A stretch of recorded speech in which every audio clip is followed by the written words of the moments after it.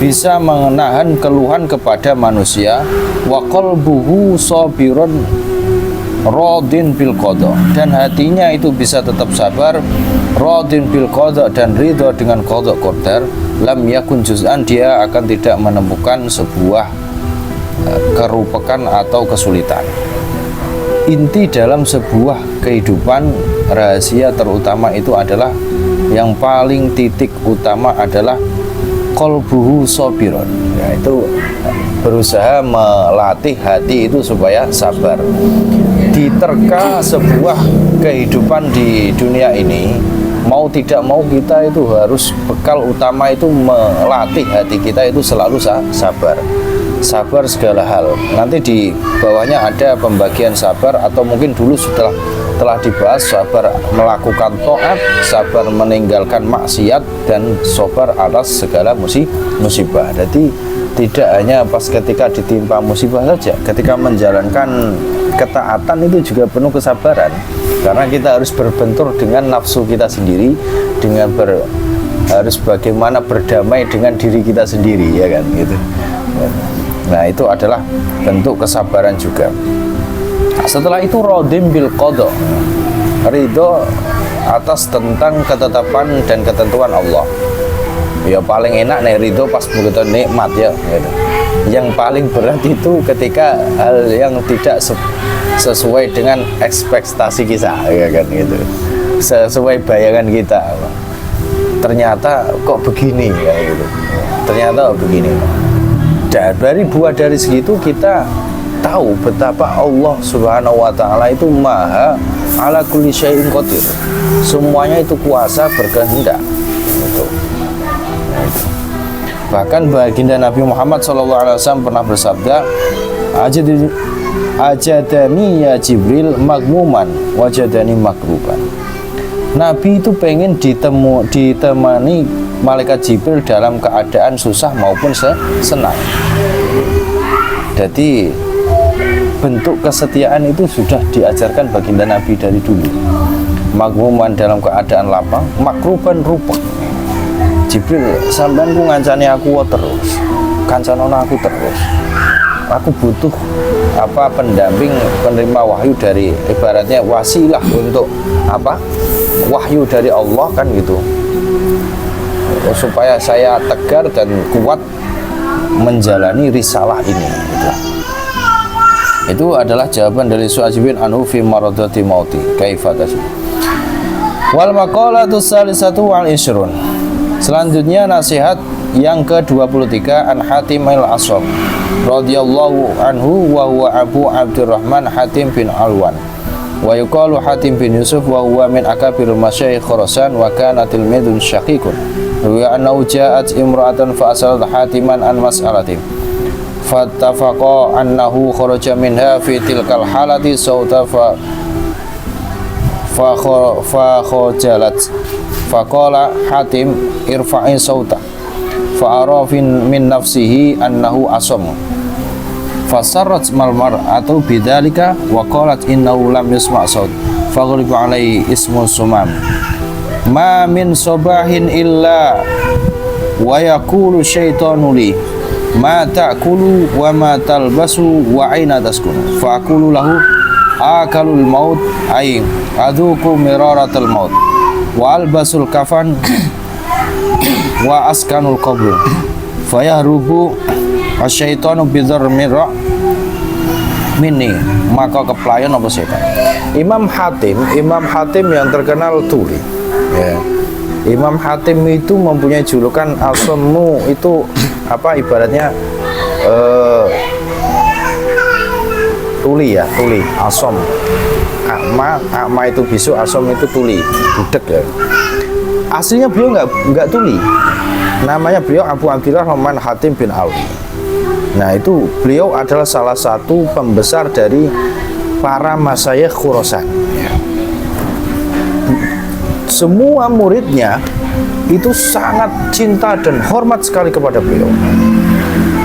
Dan suatu ketika ada salah satu murid beliau, pastinya ada salah satu muhibbin atau jemaah beliau itu perempuan. Nah, beliau bertanya tentang masalah curhat ya. Fattafaqu ala jaminha tilkal halati sauta farja khalati irfa'i sautak fa ara min nafsi annahu asam fasarat wal mar'atu bidzalik qalat innahu la yasfa' sau'at fa quliba alaihi ismu sawm. Suatu ketika seorang wanita itu pengen curhat sama Syekh Al-Hatim ini, Imam Hatim ini, Abu Abdurrahman. Nah, karena suaranya takut membawa fitnah, ya kan? Akhirnya walaupun secara otomatis pendengaran beliau itu seperti kayak menghindari sendiri. Gitu. Padahal si wanita itu sudah berkata keras. Gitu.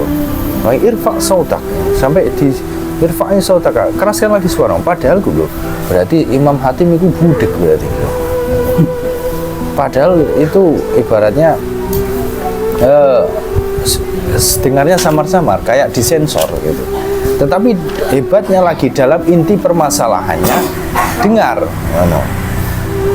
Biasa nek wong wadon curhat iku ya poinnya A, mukodimanya A sampai Z. narasinya kan, narasinya kan panjang. Woi ditakoni, you are mendi, wah tuku kanggo, iku semampire kan gitu. Kita ku, dewi ketemu Yayu iki, mengkenen, itu sebahas itu ngono kan. Nah itu yang secara otomatis karomahnya beliau Syekh Abdurrahman yang kenal Imam Hatim itu seperti itu. Jadi meskipun murid beliau itu mengadukan masalah kepada beliau, secara otomatis pendengaran beliau itu mempunyai filter tersendiri. Barang sing ora patek aku gitu tiba-tiba ora krungu. Oh ngene sih. Tiba-tiba kok. Makanya beliau mendapat julukan Al-Hatim Asam. Asam iki kita juga baru ngerti loh. Imam Hatim itu di karomah kok mengkono. Secara otomatis mempunyai filter. Itu generasi tabiin apa? Jauh di bawahnya Pak. Ini kayaknya Khurasan sudah masih ini di redaksinya kan Akabirul Masyayikh ya. Berarti kan sudah di bawahnya imam ya. Imam ibaratnya derajat tertinggi, cara ibaratnya tokoh kan kalau sudah kurunnya imam sudah kan masyayikh kan. Itu kayak guru ya sudah masyayikh. Ya sudah hampir-hampir di bawahnya Imam Syafi'i kan gitu. Itu sudah mempunyai karomah seperti itu. Ya, beliau itu pernah berkata, menyampaikan nasihat seperti ini. Apa yang kamu lakukan di pagi hari kecuali setan itu selalu menggoda kita. Kayak pengen mangan apa? Setan itu setiap dino itu ngeriduni kita itu pertanyaan 3 hal. Mata kulu, matal bisu, aina taskulu. Dino iki kowe pengen mangan apa? Kalau sekedar makan sehari-hari gampang ya. Tetapi ada sesuatu yang kita capai dalam artinya gitu. Tidak hanya sekedar konsumsi jasad saja. Mangan apa? Artinya nek cukup kita untuk makan hanya yang sekedar di hadapan kita yang mengarah nanti terus aku pengennya mangan sing kematian. Di sini akalul maut. Sing kanggo sangu mati. Nah ini beres dan timbullah sifat kona'ah. Tapi nek dino iki wis dimulai kita engko mau setan wis bisikin nakoni kita. Sira pengen apa? Mangan apa dino iki? Kita pengen sate, kita pengen mengkene. Sementara kemampuan kita belum nyampe ke sana.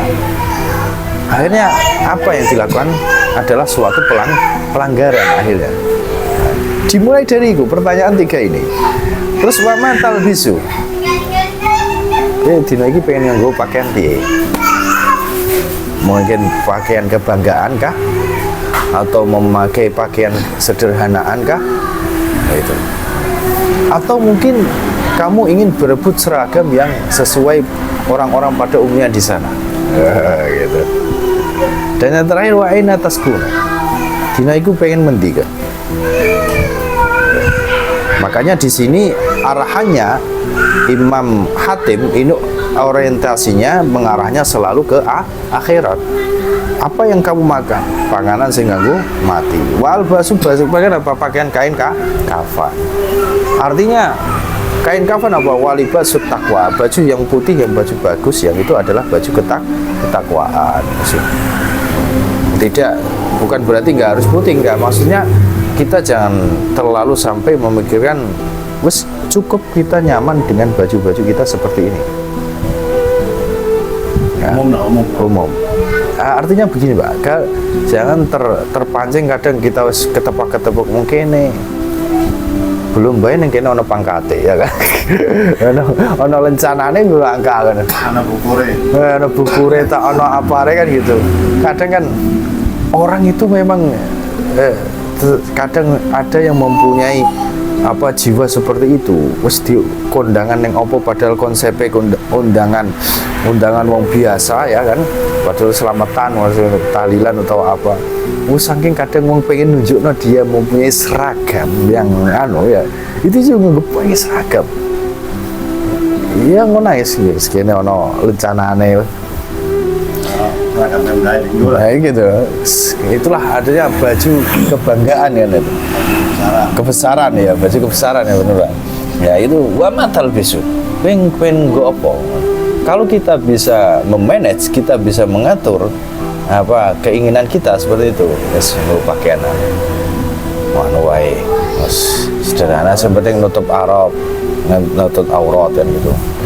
Terutama wah iki cocok pun diterapno gini jamaah wadon gitu. Asli. Wah nek pas metu kan wa matal bisu, wa aina tasku. Kok manggon ning ndi? Tujuanmu mendi dina iki? Mama tapi. Pak pengen nggo apa dina iki?